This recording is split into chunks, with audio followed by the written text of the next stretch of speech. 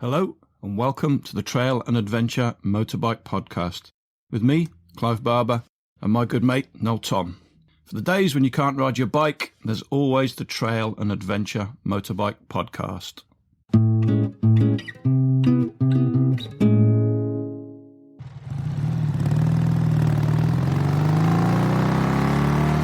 Basically, the steering head bearings were rusted. There's an ID number. If I click on join online meeting. It's like dealing with your fucking grandmother when Noel's in town. How do you live like this? Evening, Chief. How are you? All right, how are you? Not so bad. You got to turn your video on now. Can't see Video? It's not on. No. Oh, here we go. I can just see a nut for no. Hey, it's working. Can you see us? In his bike room. Yeah. Oh, that's cool. What are you drinking, no? What flavour? What flavor? Oh, coffee. How the fuck can you do that, man? It's like 8 o'clock at night. Like, how can you be drinking coffee at 8? I wish I could do that. It's a myth. It's a movie myth that you can't drink coffee at night. I have a cup of coffee at 12 o'clock at night. It doesn't affect me at all. You're just like way too relaxed in your life, man. You haven't been relaxed this like, week, chainsawing the entire world by the looks of it. Screwed by Storm Arwen. Was it bad with you? It was fine where we were. We only got our power back yesterday. Did you? We've been without. Yeah. Yeah. How long were you off for? Came back about 4 days. Wow. That's... And I just found out bloody Newbolt's got 2 generators and didn't even lend me one. Did the Dunkirk spirit kick in? No, I went and stayed in. I did actually go and visit some friends and stayed in a posh hotel. It was planned, but just coincidental. Yeah, that's quite funny. But no one else's power went off? Ours did. We were off for 24 hours. I spent the night sleeping on my daughter's floor while suffering from COVID. It was happy times. That is a perfect storm, isn't it? For people that are listening to this in the year 2040, these were the great Storm Arwen from the year 2021. Every day when I go out, I'm just kind of constantly aghast at what I can see. It's just incredible. You're never out of sight of a fallen tree. And usually they're just huge trees that have been there for hundreds and hundreds of years. So I've never, ever known anything like it. I hope, Noel, that you've bought some log futures, because the prices of logs is going to absolutely plummet. The wood is free. That's why I always tell people the wood is free. That's the labour you pay for. And that doesn't change. Should we do this podcast then? Go. Wait, you need to get your guitar out and do the intro. I've got a better one now. I've got this. Got this. About this one. Oh, God.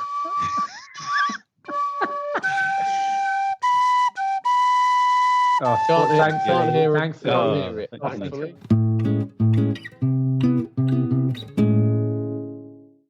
To bring it back to the subject in hand, Clive, do you pack that on your motorbike trips? No, well, I'm going to start to. I bought it specifically for that, and part of what we're going to talk about is how to pack minimal package. So rather than bring my trumpet, I can just bring a very small tin whistle to entertain everybody. You have tin whistle. I've got tin whistle down here as well. That's amazing. You've got tin whistle Fuck. on your list. Well, I'd be more surprised. Look, you just lifted a piece of paper there. You've actually done some preparation for this podcast. This is an M&P receipt for my new helmet. I was going to say, no, that'd be even more fucking surprising. You've actually done some preparation. P.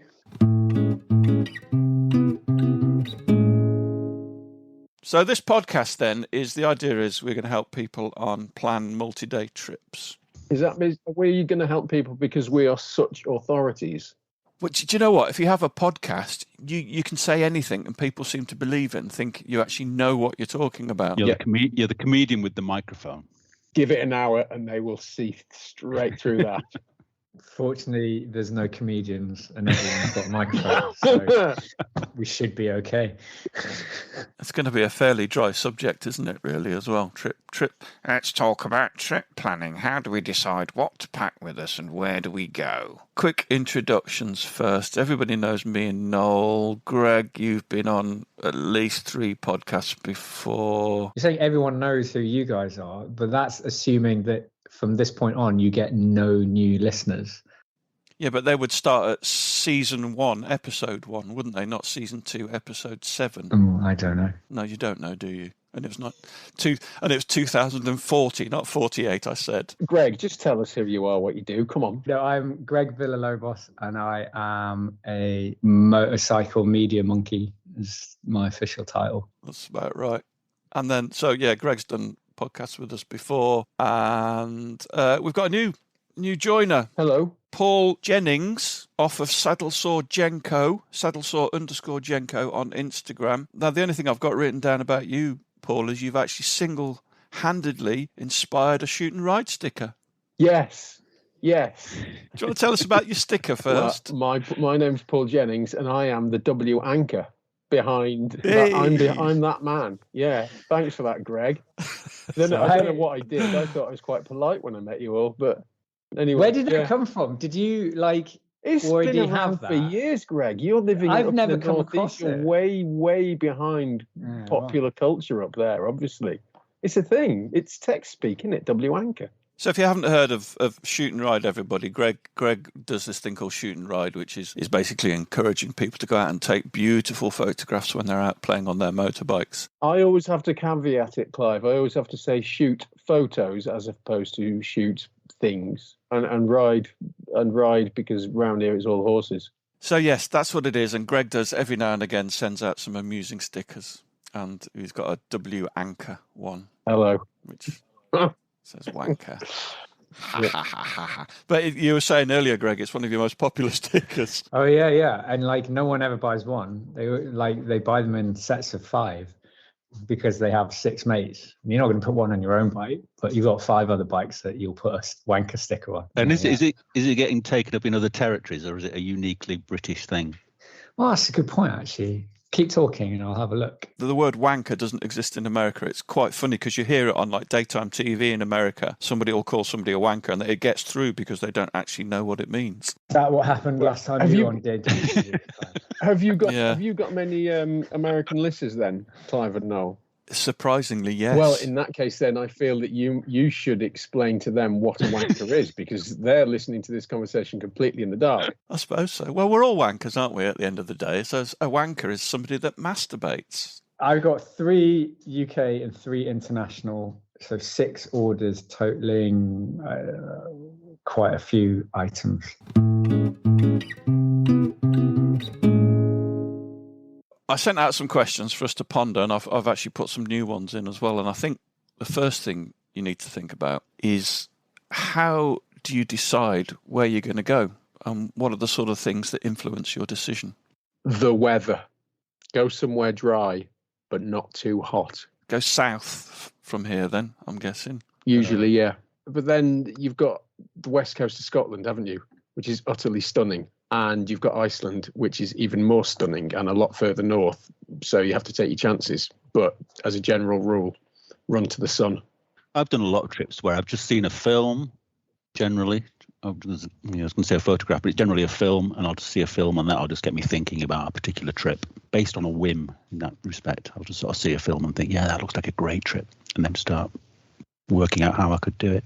What, someone else's trip? So when you say film, you don't mean Top Gun? No, I just been a little motorcycling film, or that's.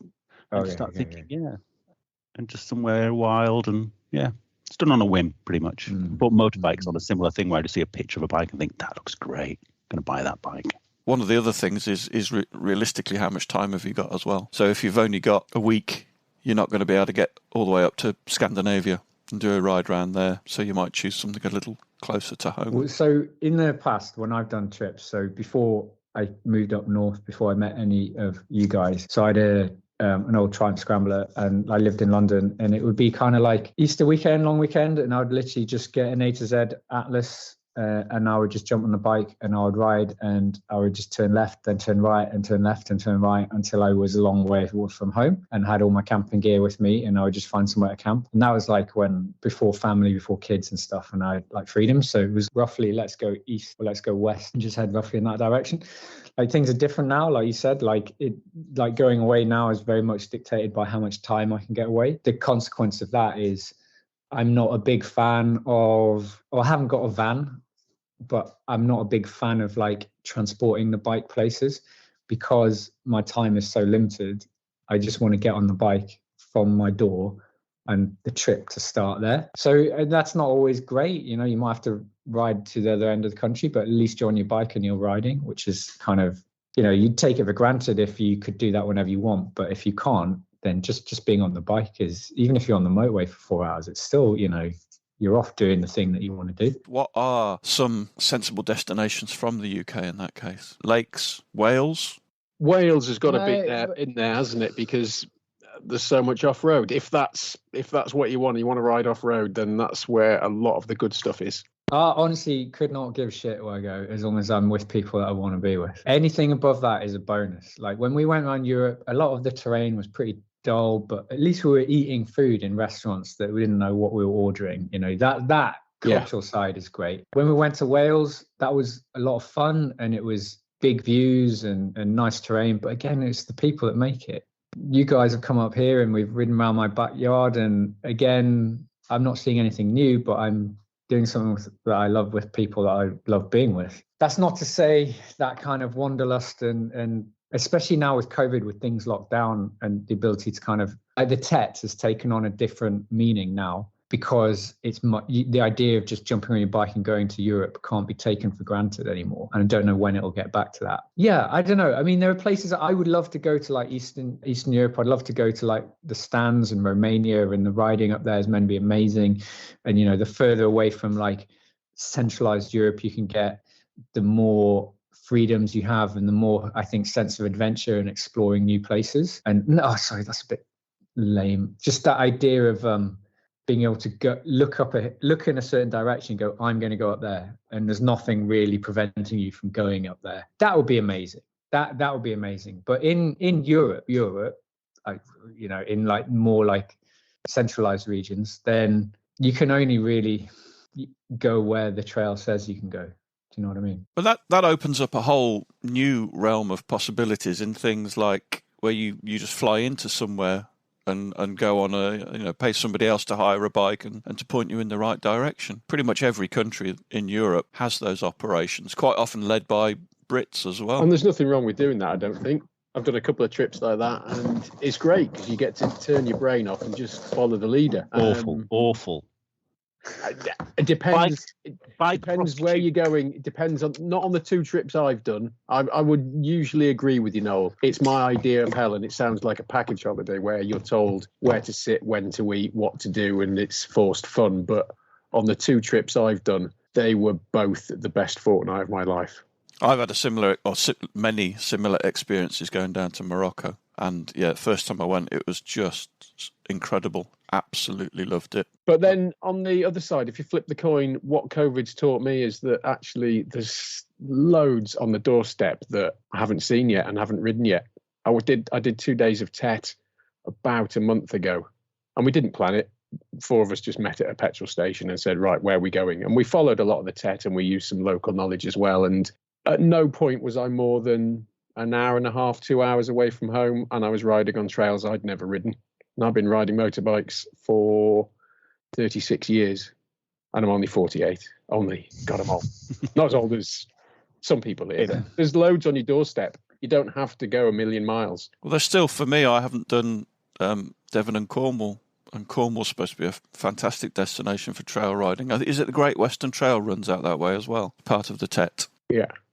But neither of you have a list of destinations that you sort of want to tick off in your sort of motorcycling career.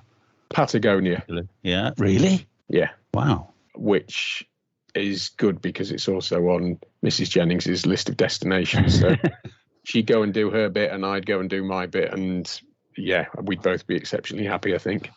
I once saw somebody doing tours in Patagonia with TY 250s. And that looked like great fun. Well, the whole of South America looks amazing. Watching the Dakar, the last, however long it's been there, last 10, 15 years.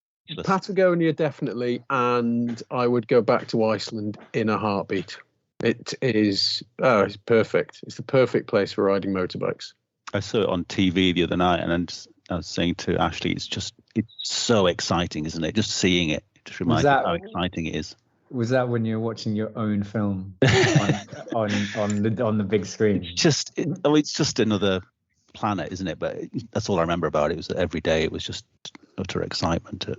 seeing what you were seeing. It's incredible. I recommend you search on YouTube for F roads. F roads. I should have called it effing road, shouldn't I? But yeah, everything's prefixed with an F. What route did you take, Noel? Where did you go, and how long were you there for? My dream of going to Iceland was inspired by the ferry that used to run from Aberdeen. And so before I even started riding bikes on the road, I sort of thought, wow, it's amazing. You just have to ride to Aberdeen, get on a ferry, and then the next time you're riding your bike, you're in Iceland. And then, of course, the ferry stopped, but the dream was still there to go to Iceland. So I had to go to Amsterdam, up through Denmark, jump off the top of Denmark, and get a ferry via the Faroe Islands. But then when I started to look at it, of course, it was a week there pretty much and a week back. So it turned into a month-long trip. And when I got there, I didn't really have a plan. I was sort of thought I'll look at a map on the boat. And it wasn't until I was really pulling into Iceland that I'd sort of worked out where to go. And there aren't that many options if you're not incredibly adventurous. You know, there's the Golden sort of Ring Road, which is mainly tarmac. But then I just did the road that cuts diagonally across the middle of it. That was my most adventurous part, really, was just to... Sprengasander. You possibly. Do you take in the names of... I'm terrible for... I don't even know the names of the hills around. A place called Laugafell with a couple of buildings and a hot pool and nothing else. That's maybe. I have no idea. It's terrible, isn't it? I didn't memorize any of the names, really. But the F-26, I think it was, cuts right across the middle. That was quite exciting. Because you're still on roads, aren't you? But you're riding off-road. Yeah. It's off-road for us, but they're Icelandic roads, and if you stray off those roads and try and do some extreme off-roading, you get arrested. Yeah, but also you think you're an old conquering transcontinental explorer in the middle of nowhere, and then you'll come across a road sign and you're just reminded that, oh no, I'm in Iceland. This is just a regular road. It's not that unusual. But yeah, it's amazing, isn't it? How did you get there, Paul? I went with this. Well, interestingly, going to Iceland is how I've ended up talking to you guys tonight, because I met our mutual friend Rupert that way, and Rupert persuaded me to go up to do the Hadrian's Adventure Weekend that Greg was organising. So that's the convoluted route to get here. But a friend through the TRF goes out to Iceland each year and guides a couple of trips each year, but also takes care of the paperwork.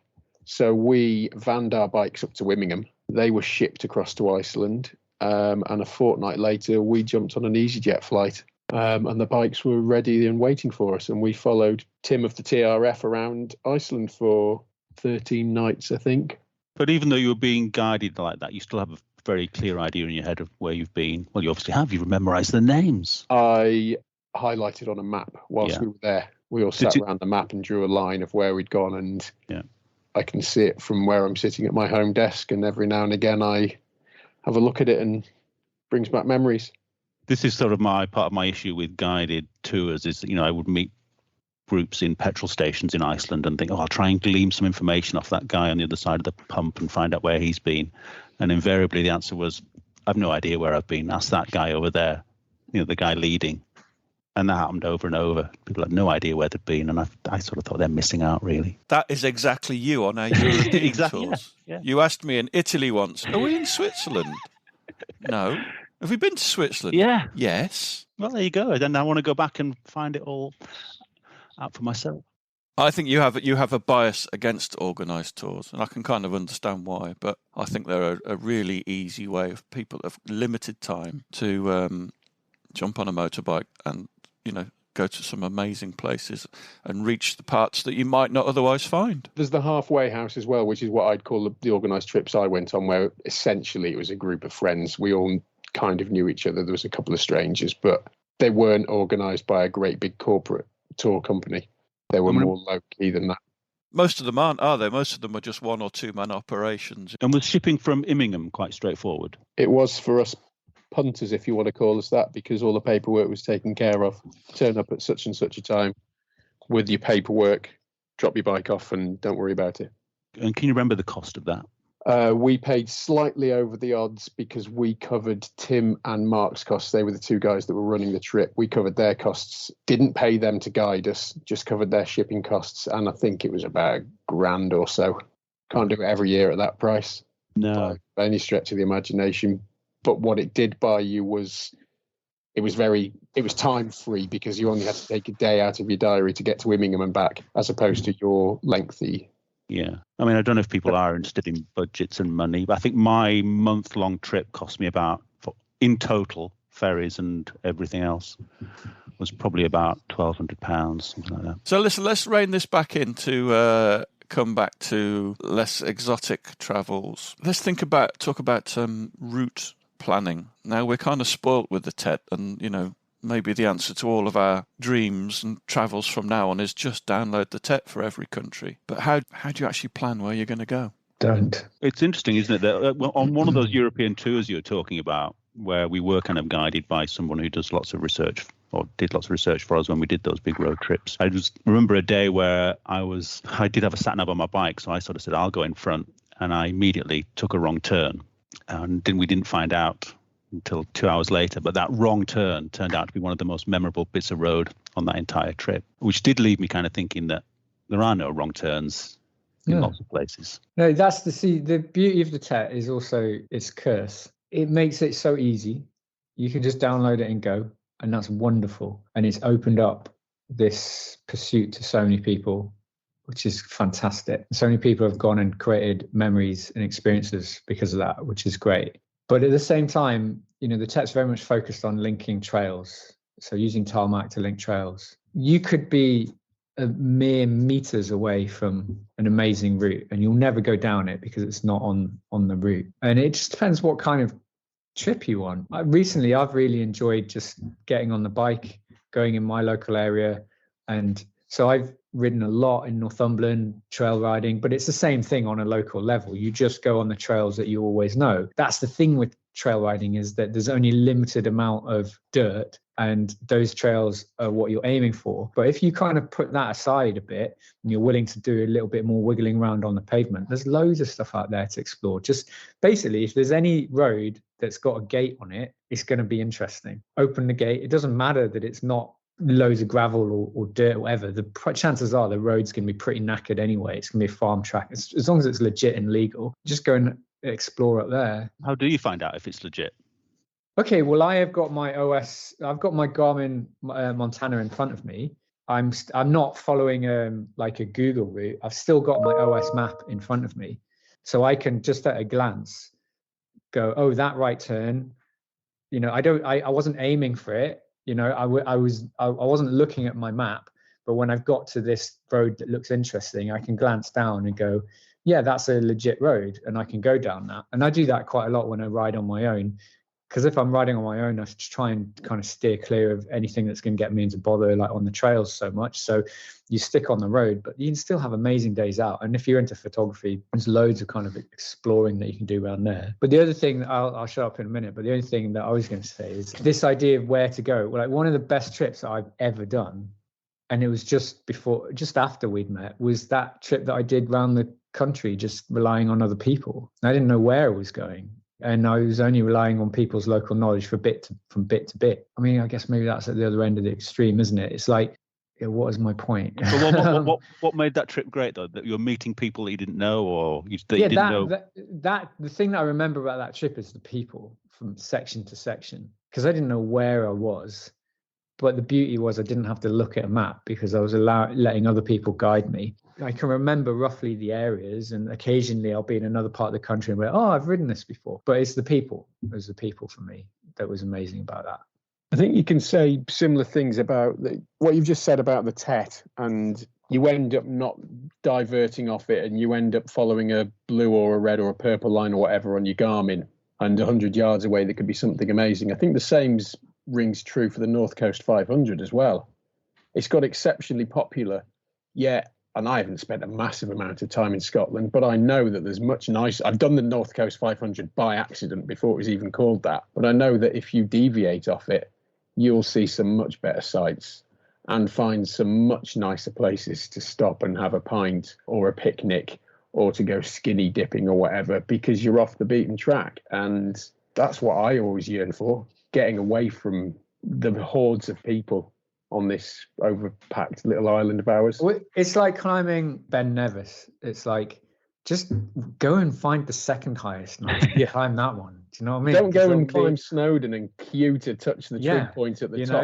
Go and climb Triffin that's got half the number of people but has got exactly the same views. Has anybody seen 14 Peaks yet?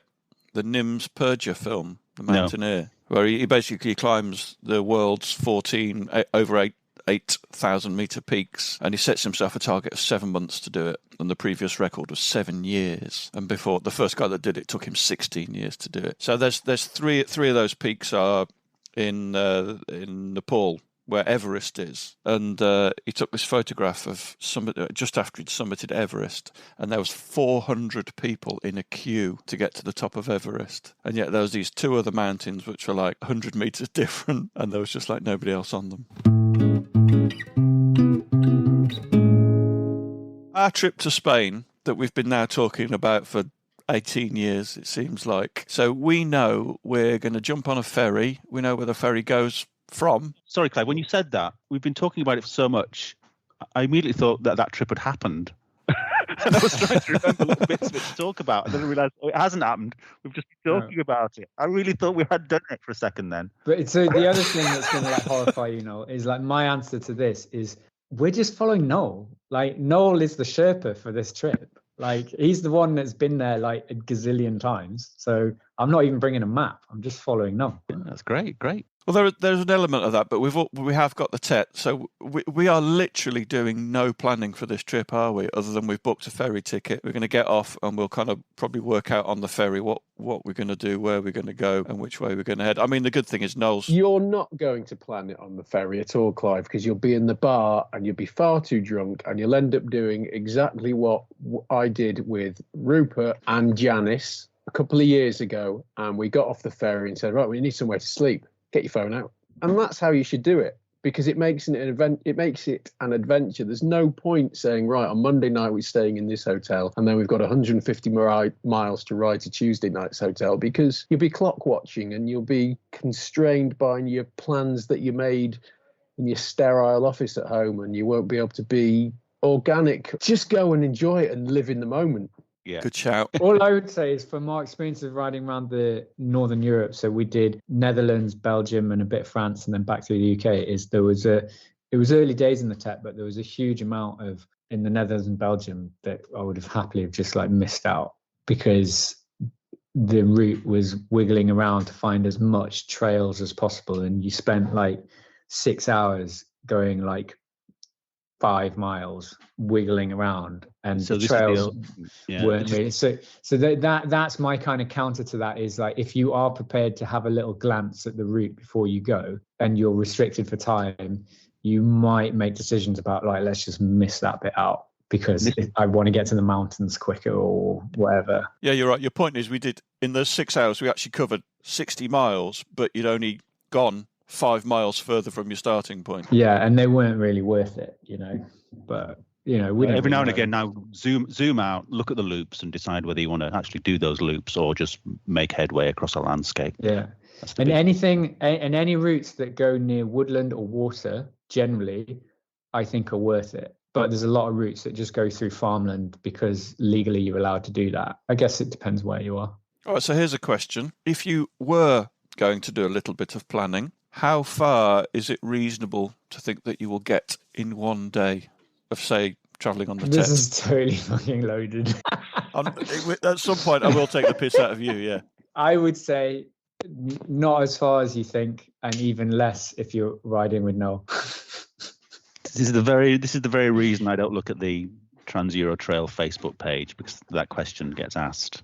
What a crazy question. I think Greg has answered it absolutely perfectly, the first part of his answer, where not as far as you think. Yeah, absolutely. I think that is the answer, isn't it? It's not as far as you think. Now, on a scale of, if you think, I'm going to go out on my road bike and I can do 200, 150 miles in a day quite comfortably, or I can do that before lunch, you're not going to do that trail riding. Especially if you're riding through Wales, because every 50 seconds you have to get off and open a gate. It depends. There's some people that really enjoy that. We've got friends that just want to put the miles on, don't want to stop for teas, coffees, food, whatever, and stop, refuel, get a sandwich, keep going. And that's fine. Nothing wrong with that. Each to their own. But like I've alluded to in this chat, is that the whole point is it's a holiday. Sitting there eating some nice food with some people and having a laugh. And that's as important as the miles. Is that just because of our age, though? If we were younger, do you think we'd be pounding out more miles until it got dark? Not necessarily. Don't think so. I think there is an Right. element of that. I think your needs and wants change as you get older. Greg, you haven't experienced it yet because you're not as old as the other three of us on this chat. I'm not. How old are you? 48. I'm 41. I'm not far off. Oh, there's a big difference. Yeah, no, maybe you're right. I mean, when I was younger and just getting into trail riding, I just wanted to like put more and more miles on, I guess. So yeah, maybe it mellows out with the less testosterone that is in your testicles. I still like to get off the bike at the end of the day, absolutely knackered though. I don't like getting off the bike too early and not being tired. I want to know I've done a day's riding. I'll give into the question a little bit and say, ask what's the lowest number of miles you've done in a day? Well, if you're with Greg, this is where the piss taking comes in, and he's got his cameras out. I reckon we've gone out and we've done days of 40 miles. Yeah, possibly. And we've spent a whole day doing it. I'm surprised and disappointed that I'm the one that's bringing this medium down while I'm looking at Noel. But you're probably right. As the slight outsider, do you want to elaborate on what makes Noel so short-miled? Coffee stops, cake stops, lunch stops, nice restaurant stops. I'm probably just known as being the one who pushes for stops, perhaps, or has got aggravated when we haven't stopped after sort of 3 hours. I don't think I've ever been disappointed when we've stopped. I think it's just a general lack of impetus to leave any comfortable situation. I don't know how else to put it. And left to my own devices, I've been travelling in the Pyrenees by myself sometimes where I've stopped for 3 hours at lunchtime and just had a really long lunch. Yeah, been quite happy with that. But I think I would have thought about the least number of miles I've done in a day on a trip away somewhere is probably about 60, I would think. And I don't have a most in my head, but I always know what the least one was. I think if I was planning a trip on the Tet, I wouldn't plan above 100 miles in a day. So I've done a bit of cycle touring before going to trail riding, and my wife and I did a big trip around South America, and we were averaging, I can't remember this. I don't know, but I think like an 80 kilometer, it was between 80 and 120 kilometers a day cycling with fully loaded touring bikes and panniers and all the rest of it. So that's 60 to 80 miles a day cycling.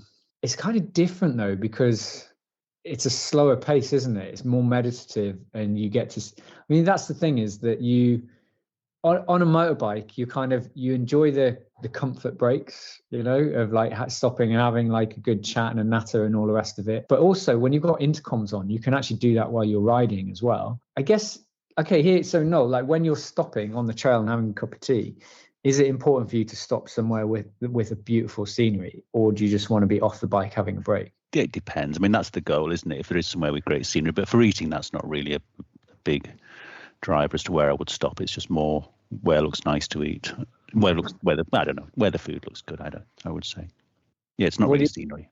What, Paul, like because you do like mega miles you don't really cycle like in terms of like recreational, like, oh, let's look at the scenery. When you're on your bicycle, you just want to get the miles in. Is that right? Or do you actually do a bit of both? I'll do 100 miles without stopping. Yeah. On my Saturdays, if I'm doing one of those training rides, okay, I might have to pop into a shop to refill my water bottles, but I'm straight back on the bike and carry on.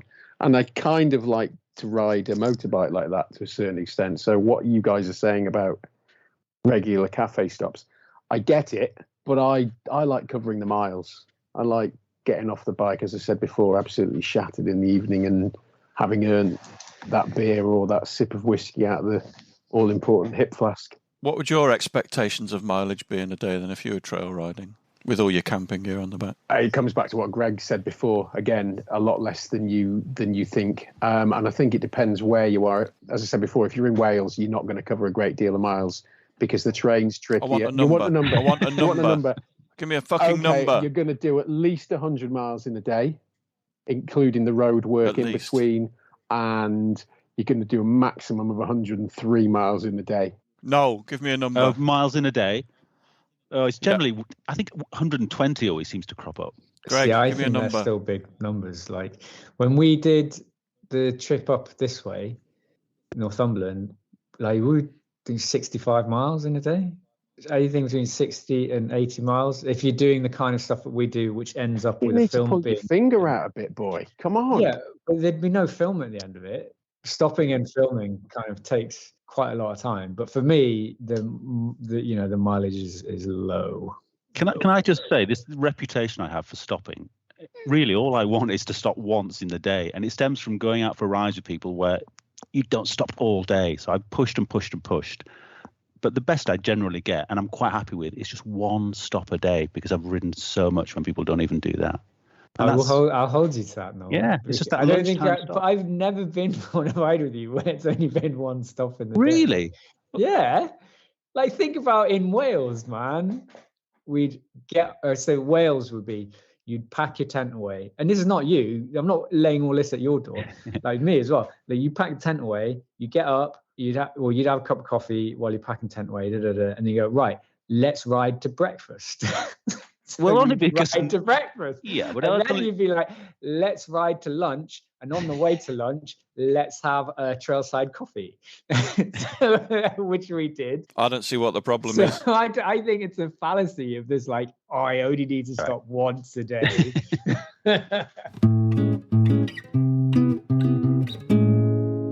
Well, that's the end of part 1. Thanks a million to Greg and Paul for joining us. We did a marathon recording session last night, which we're going to break down into part 2. That said, we've been messaging backwards and forwards today, and we've realised we've missed a load of stuff, and there's loads more we should possibly talk about in a part 3.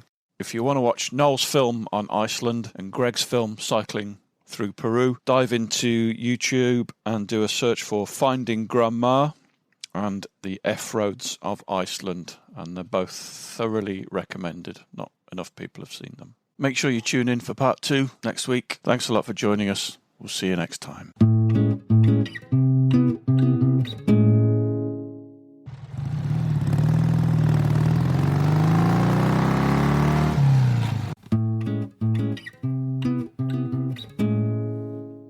Thanks for listening. We really appreciate your support. Don't forget you can follow us on Facebook and Instagram. And if you really appreciate what we do, you could consider supporting us on Patreon or buy us a coffee. Links are available on our website, which is tampodcast.com, tampodcast.com, where we also have a limited selection of branded stuff. But either way, please keep listening and spreading the word. See you next time.